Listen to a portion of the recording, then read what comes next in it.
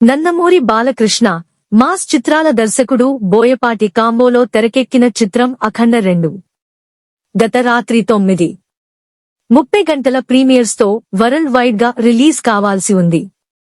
అందుకు సంబంధించి బుకింగ్స్ కూడా ఓపెన్ చేశారు. కానీ సినిమా రిలీజ్ కు గంట ముందు అభిమానులకు షాక్ ఇస్తూ రిలీజ్ వాయిదా వేశారు. నందమూరి బాలకృష్ణ మాస్ చిత్రాల దర్శకుడు బోయపాటి కాంబోలో తెరకెక్కిన చిత్రం అఖండ 2 గత రాత్రి 9:30 గంటల ప్రీమియర్స్ తో వరల్డ్ వైడ్ గా రిలీజ్ కావాల్సి ఉంది.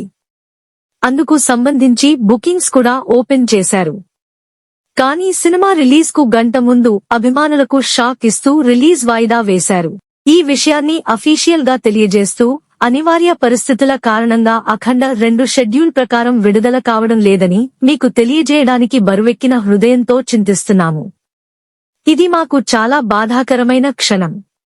అఖండ 2 కోసం ఎదురుచూస్తున్న నందమూరి అభిమానులకు, ప్రేక్షకులకు కలిగించే ఆవేదనను మేము అర్థం చేసుకోగలము.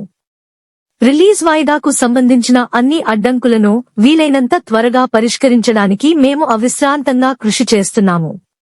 మీకు కలిగిన అసౌకర్యానికి మా హృదయపూర్వక క్షమాపణలు.